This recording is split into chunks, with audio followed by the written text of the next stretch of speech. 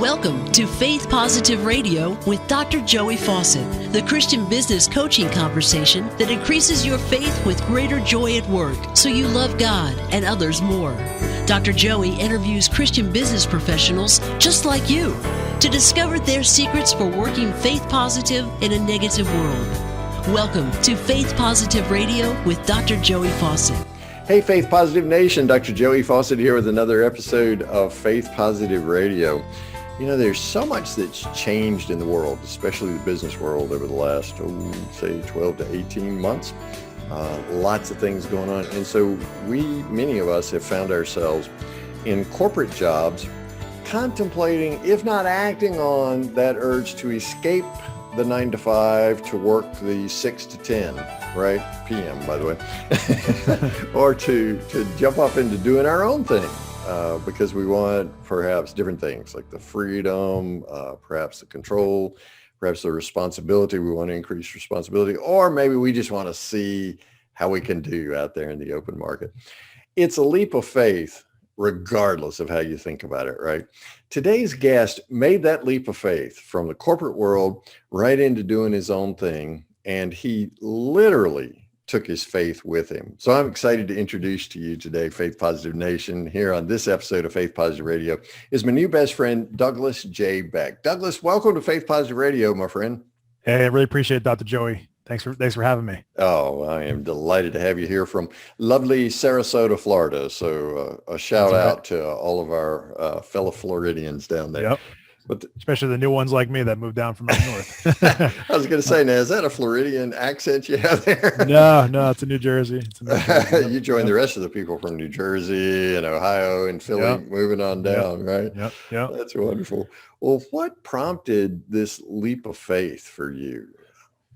Man, from a young age, I've been surrounded by entrepreneurial endeavors. My family's businesses. My father worked corporate for a large company, same company I actually worked with when right out of college, Johnson & Johnson. But essentially saw that he and my mother both actually were looking for other ways of making money and helping the family. I'm one of 7 kids, so I'm the youngest of 7. And, even back then, without technology the way it is and without the cost of living being so high and things, it was still challenging with 7 kids. I have 3, right? I think you mentioned you have 1 or 2 at least. So, yeah, I got a couple. It's expensive, right? 7. My wife's a baby of 6 girls. And so I got a peek inside that world. So your parents were having side hustles before side hustles were cool. Pretty much. Yeah, exactly. So, seeing that and then seeing some of my siblings, my sister's got a hair salon in New Jersey, still active to this day, almost 30 years in business. And my brother's had businesses in the past, and just that entrepreneurial spirit I was born and raised into that basically. And my father would always challenge me to step out of my comfort zone and kind of be willing to take some risks. So it was always like have the foundation of certainty with a corporate focus and something like a quote unquote go to school, get a good job kind of thing, but then ultimately challenge yourself to go through those barriers that sometimes are put in place. So that sort of underpinning, if you would, led me to exploring different options for income. So he had me working like on the side,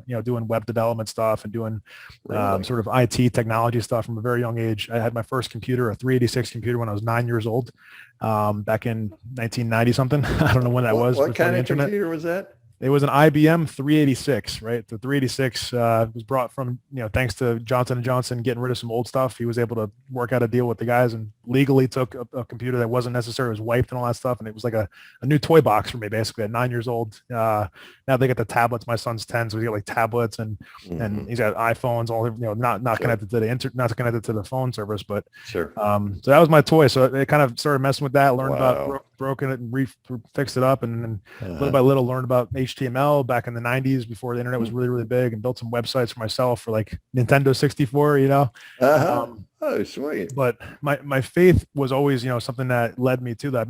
My folks, my parents both, had, I grew up Roman Catholic and basically had been to, mass every week kind of thing, celebrating the holidays with God being first. And my mom was very close. She used to read novenas, and she was, she prayed to different saints and stuff like that. Saint Jude actually was one of her favorite patron saints, which kind of ties into one of my son's names. And cool. so different things there was really seeing her and being so close to her and kind of understanding that she was doing it not because she wanted to have more, but because she wanted to make an impact with her family and help them out and help and do it in God's honor, basically, was something I grew up around. So that's kind of a little bit of the background, of how eventually went into, some other businesses, which we can talk about, kind of where I'm at today and stuff, but how it started. Yeah. Yeah. So there was that baseline of the 9 to 5, and then there were the side hustles. By the way, way cool that your dad brought home an IBM 386 as a 9-year-old. Hey, parents out there, hear Douglas's story, right? Because it starts early. They start young, and it's play. It's fun then, right? It's not, son, you got to work on this computer. It's, hey, look what I brought you. Yeah. So that was incredibly awesome. I love what you said about your mom, not just wanting more, but wanting to make an impact. Right. That had to have an impact on you about the power of work and family related to God. And now you find yourself married to an amazing woman with 3 kids. How did your mom's influence shape you into the man you are today, Douglas? Man, it's a big question. Tremendously. My mother's, she comes from a warm culture. So like my wife, she's also Middle Eastern. She was Middle Eastern, God rest her soul. We lost her 5 years ago to a lot of medical challenges, my mom. But I'm sorry. But she came from a very warm family, warm upbringing. The Middle Eastern culture is generally just like that. And I would say, being a stay-at-home mom, but still having her quote unquote side hustles, helping out with the family's income and stuff like that. She was always there. She cooked all the meals and kind of drove a lot of just, the family unit was driven really by her. My father was the provider. It was a very traditional family. But ultimately, I think, I think it led me to understand that, there needs to be that balance between providing financially, but also being there spiritually and deeper at a deeper level for presence. Like my wife always says, be present, not just show presence or whatever that, however you say it. It's like, don't just be physically there, but be fully present when you're there, Yeah. You got to do a little more than show up. You got to be fully present when you're there. Correct. And which is so hard these days because of the technology all around us. And so just disconnecting is like a big thing in our household. Like, hey, no more electronics, like shut it down. I have like an app on my phone to turn off, ironically on my phone, but to turn off the kid stuff, like to press the no more technology button, basically. So you can control their technology remotely, huh? Well, the Google one. So like the Chrome, that's where they try to find workarounds sometimes. So they get like their different devices. The Xbox has to be, the remote controls need to be taken away sometimes, but the phones are Google phones and their computers are Chromebooks. So I can remotely press on a button, which is pretty cool. So kudos to Google for doing something right there. Parents out there, the family link app is parental cool. Controls, right? Yeah. The long arm of dad. It'll shut your electronics down. Yeah. So being present in the present moment with your family while being a business owner, I mean, technology makes it so that you can be, as you said, available 24/7 now. I have a client who talks about he lives on a farm out in a rural area, and he's a very prosperous real estate guy. And we'll get into your real estate investments in just a minute. Sure. But he says he and his wife, when they get home at night, they look at each other and say, "Did you close the gate?" And there's not a literal gate on their farm, at least not at the driveway. But he's talking about that mental gate. Did you segregate as much as you could the work time? Did you cut your phone off as you came in? Right. So that we are totally with each other. That gift of presence that you're giving your kids, your 3 kids, has got to have a huge impact on them, Douglas. Definitely. I'm becoming more self-aware when I'm not closing the gate, as you say. And it's very obvious with the way that they're acting with me, and they start ironically hovering more towards the things that we don't want to do, like technology, because we're not fully there for them. So they're filling a gap basically, and hey, it's actually my fault that they're doing that, not theirs, because I'm not fully there. So I got to be cognizant of that and be aware of it, which is taking some time to realize, a newer dad, it's only 10 years. I mean, it's relatively new. Oh, well, and your lifespan is new, right? Yeah, exactly. And as I'm oftentimes fond of telling our firstborn daughter, honey, you were an experiment. I'm firstborn. And so my mom says she and I grew up together. Well, there's a comedian in New Jersey who has he says that kids are like pancakes. You got to go through a couple, but burn a few before you get a good one or something. That's a little rough, man. I don't know. You got to adjust the heat just right. So by the time, in your case, the third one comes along, you get it right when you showed up, right? Yeah. But man, that's such a push and pull for particularly those of us who are faith driven and who are concerned about not just the physical or emotional well-being of our children, but the spiritual well-being. How do you close the gate? How do you and your wife make sure that your kids are getting that kind of time, knowing that you're a business owner and you could literally work if you didn't have sleep 24/7. Yeah. I mean, it's putting down the technology. It's creating routines like with dinner time, ideally every dinner, even if I have to go to an event that night or something for work, because I do a lot of networking. I'd like to be home if I can be. I like to be home working if I can. I'm not sitting in my office. That's why I have this headset on right now, actually. So I like to be in my home office if I can, to be in the space with them and be able to take a break and close literally the door to the office and say, hey, I'm taking a break for a minute, to talk with them and to listen. And also it really goes back to prayer as well. I think, from the perspective of ending every night with an Our Father, and also sometimes we do like their own prayers. They come up with their own prayer to take turns. And then, it's just a number of different things. I mean, I think that putting God first is very important, but also thinking about, showing them that that's important, showing them that it's not just about the materialistic things that a lot of, unfortunately, business owners start businesses just to make more money for themselves, and they drive fancy cars, which is, cool. I mean, I drive an okay car, but I'm not, I'm not flaunting myself. I mean, it's in God's honor that I'm able to help people do what we do. But I want my kids to see that. I want them to emulate that one day. I want them to make it, like, leave an impact, like we talked about, and how my mother did, really, and showing me, and my father too. I mean, he's still to this day, God bless him, he's 81 years old, just celebrated his 81st birthday last week. I saw him in New Jersey when I was up there for something. So he still shows up to all my different events that we do and stuff at the company. So really, virtually everything's virtual these days. So but having that sort of atmosphere, that community of faith first, and making that a priority, and kind of being cognizant of disconnecting so we can be together in our family unit. Someone told me when I was out one day, like, they were like, I appreciate the fact that I see you. I forget where we were. It wasn't just like a dinner, it was somewhere else, that we're like there as a family, and that was kind of cool. I was like, yeah, we make an effort to make that a priority, but you can't be everywhere all the time. My daughter right now, for example, is doing gymnastics, but it's summertime and it's the middle of the day. So they're home, and I got some stuff I got to take care of, but there's certain expectations we have to set of each other, I think. And if you're clear about that, that's where I found, at least in my world, that you can set those clear expectations, which is essentially communication. Then people won't be as let down. Your children, your significant other won't be as let down if you just have a clear understanding of what you're doing and why you're doing it, when you're doing it, just because they're the people you love and that you care about. I hope that you're doing this for. That's how I look at it for myself. And making investments besides financial investments in them. Exactly. And seeing them on a different balance sheet, right? Yeah, exactly. Well, talk about Douglas J. Beck is my guest today on Faith Positive Radio. And by the way, if you're walking the dog or something like that, you're not going to be able to do this. But when you get a second, go over to douglasjbeck.com. That's his website. It's got some really cool stuff. We'll tell you a little bit more about that in just a moment. Douglas, talk about the faith that you had and the role of faith as you stepped out of that secure corporate job into the side hustle becoming the full-time hustle, your business. Yeah, it was scary, man. I talked to Joe. I mean, I think I had to think about it long and hard. I consulted with my trusted advisors, which basically my dad was the number one. I think I give him kudos for that. And my mom as well. She was still alive. And, they knew what I was working on with my real estate investment business, and I knew the importance of time. You talk about time. I mean, that's a whole nother, we can go on past the time we have today to talk about time, but I think time is super, super important. So hopefully your listeners kind of drill into the importance of managing and monitoring how they invest their time or how they spend their time. I always distinguish investing versus spending, right?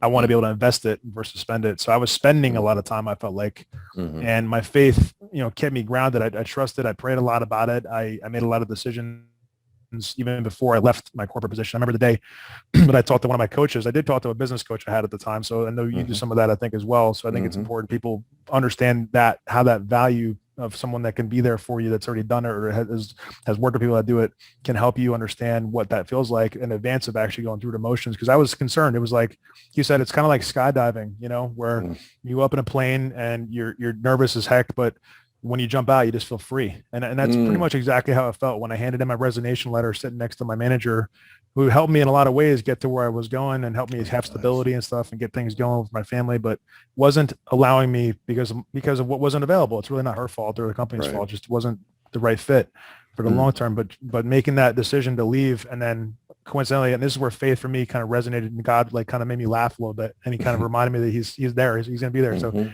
the same week that And I didn't know exactly when this particular transaction would close, but the same week that I had handed in my resignation letter, actually the following week essentially, but the 29th was a Friday.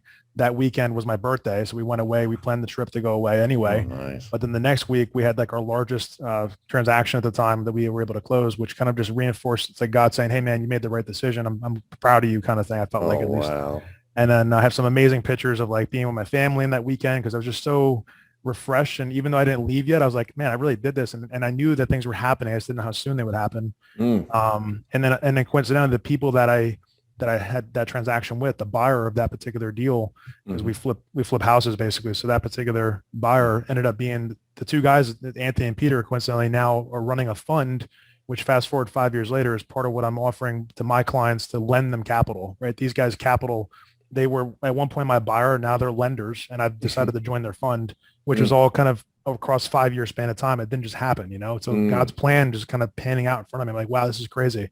It's amazing. It's awesome. You know, like it's not perfect. For me, at least, it doesn't feel perfect. God knows it's perfect, but I can't feel it perfectly every day. You know, like it's a challenge sometimes, but it's just like you step back. And I had some things on Facebook pop up recently with like memories and things. And just like when I was in Costa Rica in 2015, reading a book called The Motivation Manifesto by this guy, Brendan Burchard, high performance coach guy. And I'm like, that I took a picture in Costa Rica when I had done my first deal that closed in a different country. Basically, I was in Costa Rica, but the deal closed in New Jersey.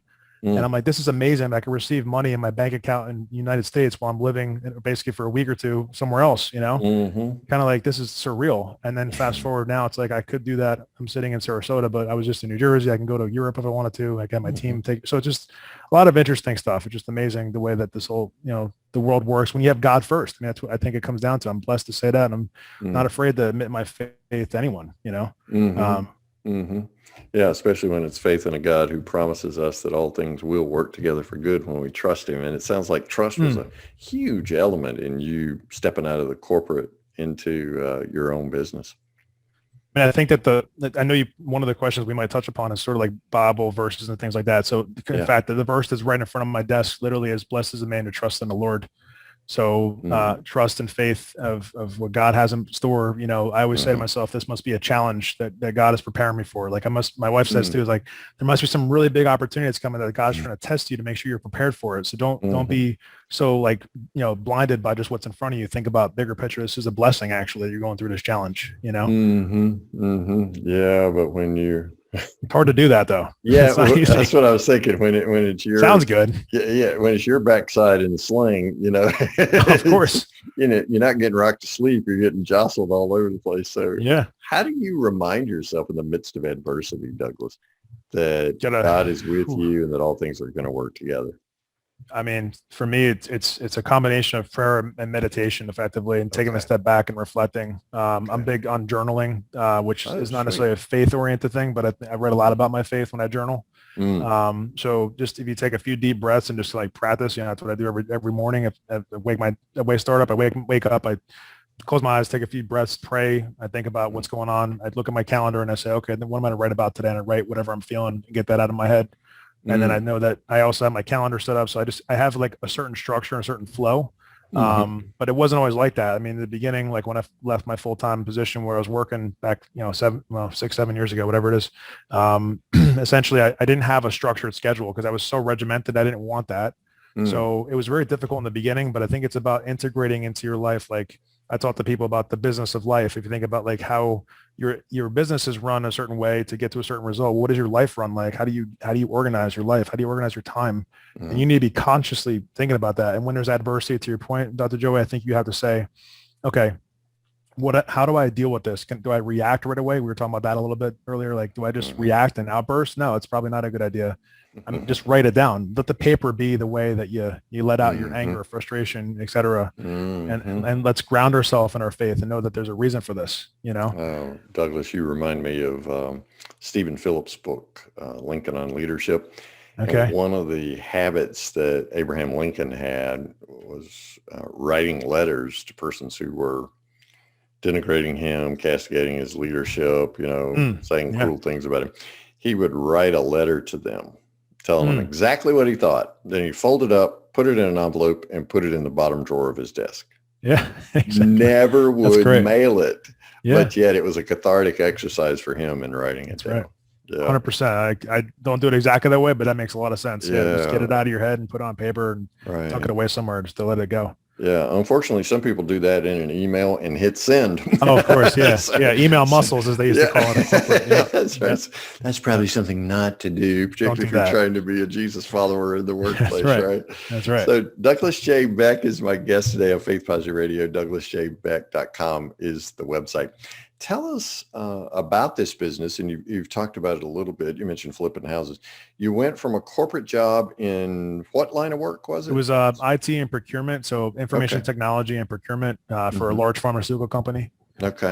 Called Johnson & Johnson. I don't mind saying it because it's on my resume, I guess, right? Right. J&J, right? No confidential information is going to be disclosed, but there's a large amount of money that we can find out everything about everybody these days. Right. So, there was a massive amount of money being spent on IT stuff. Just, let's say over $1 billion a year. I could say that much. Wow. It's a multi-billion-dollar company, so you would imagine. Right. But, that's a lot of shampoo, man. It's a lot of shampoo, exactly. It really is. So how did you discover this interest that you had in real estate when you're an IT and procurement guy for J&J?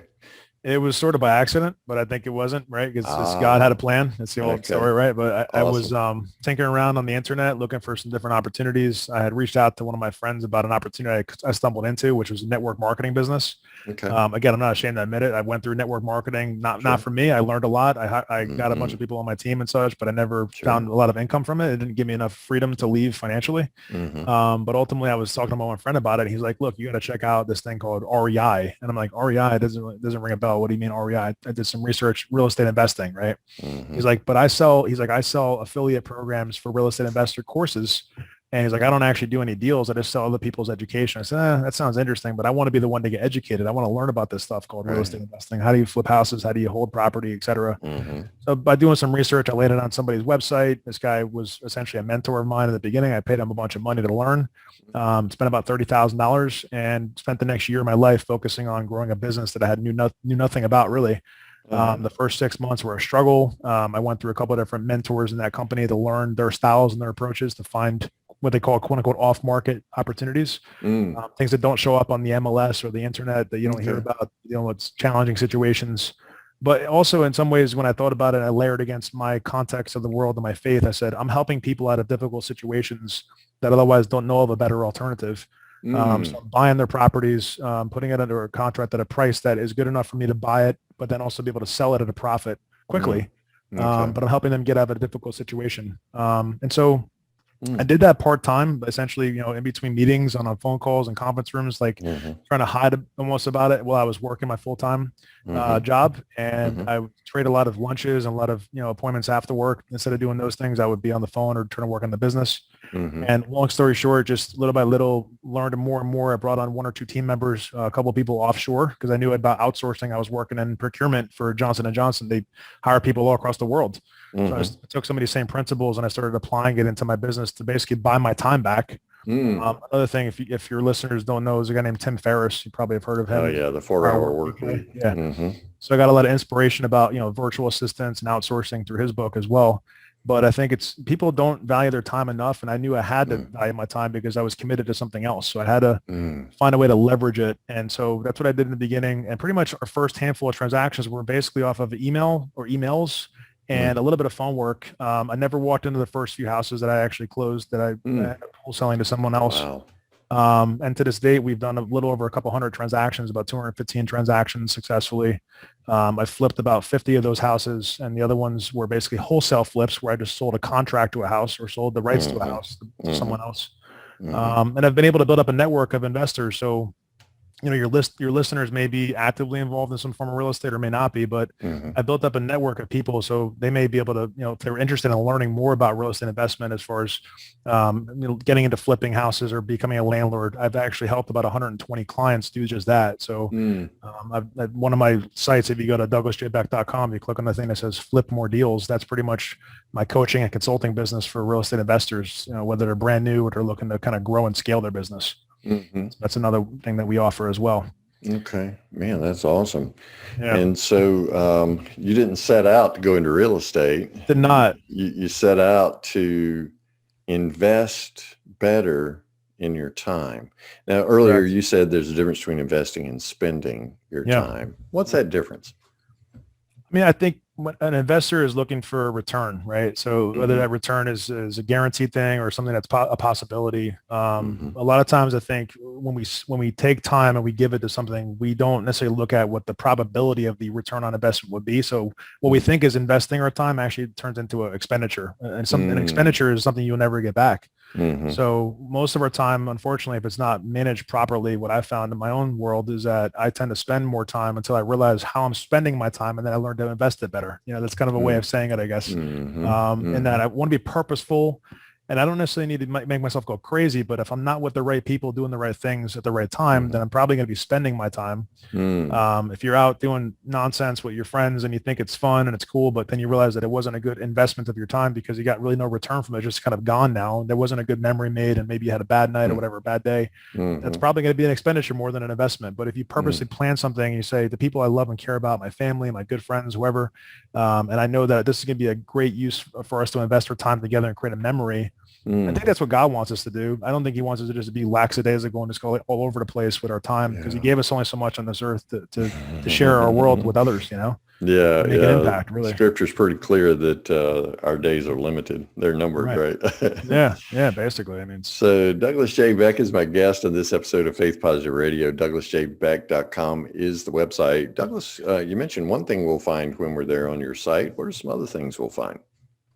Yeah, so you'll find, if anyone is in any of the markets that we operate in, New Jersey, Florida, soon to be some other markets as well, we have a website, which is the business that we started, which is JDL Ventures, right? So JDL Ventures is the place where our real estate investment network is kind of created. And at JDL Ventures, we consider ourselves to be what's called a wholesale deal aggregator, which is a bunch of words meaning that we bring together other people that have opportunities and we put it into a big list of deal opportunities, similar to how an MLS would work, but except these are usually off market and non-listed properties that we have some interest in, and whether it be a contract or some other right to bring those to our audience. That's one thing you'll find. So if you're looking for an off-market opportunity, that's a great place to start. If you're looking to learn the business, I told you about that already. I also have a title insurance company called Investors First Title. So I have a partner in that business named Ken. And that's another story for another day. Probably don't have the time to go through it. But if you need help with any sort of closings with your properties in New Jersey or Florida, we're licensed as a title company there. And effectively, the thing I enjoy the most, Dr. Joey, is really kind of what you're doing, which you've given us a platform here with your audience to do. And I hope that they appreciate how much work it takes to put this together for you. And I give you a lot of credit, and you probably don't get, unfortunately, enough people saying that to you. They're just going to come up and they talk or whatever. But ultimately the impact, right? The impact comes from, I think, the discussions like we had before we started talking with your audience here. The impact comes from, really helping people figure out where they want to go. Like a couple of calls I had today, potential clients. Essentially, I'm a specialized real estate investment coaching consultant, effectively. So that's something that if anyone is interested in, they could schedule a 15-minute call with me on the site. There's a button, big blue button that says click to get 15 minutes. There's no obligation. There's nothing to sell you. I want to see if we could help each other, if I can help you figure out what you're trying to do when it comes to real estate stuff. Well, after this interview today, I know somebody's going to want to spend 15 minutes with you at least, if not more, right? Hopefully, DouglasJBeck.com is the website, and that's how you get 15 minutes with this guy, Douglas J. Beck.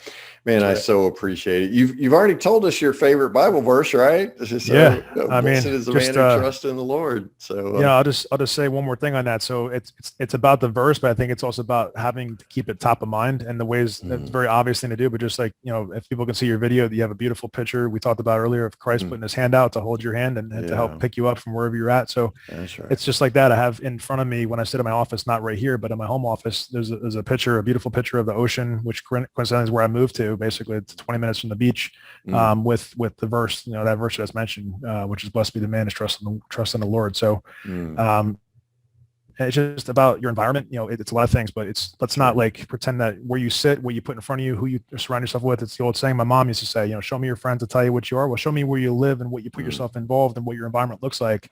And if it's not going to feel good, you're probably not going to feel good or do the right things either. So surround yourself. If you want to focus more on your faith, I think surround yourself with things that will remind you to do that. If you want to put your family around you, then be around your family. So it's just whatever you allow yourself to be a part of, I think, is what you'll become. Absolutely. Oh, that's beautiful. Douglas J. Beck is my guest today on this episode of Faith Positive Radio. Faith Positive Nation, go right now to douglasjbeck.com. Sign yourself up to get 15 minutes with this incredible man and husband and father to 3 beautiful children. Douglas, thanks so much for the gift of your time today, man. And I pray God's blessings on you and your lovely wife and those 3 amazing kids. Thanks, appreciate that, Dr. Joey. Thank you. Thanks for listening to Faith Positive Radio, the Christian business coaching conversation that increases your faith with greater joy at work so you love God and others more. Suggest guests and ask questions when you email Dr. Joey at info@getpositive.today. And be sure to get your free gift of the 5 positive business conversations to have today coaching program at getpositive.today. Until next time, may God bless you with everything your heart can hope for and more than your mind can imagine.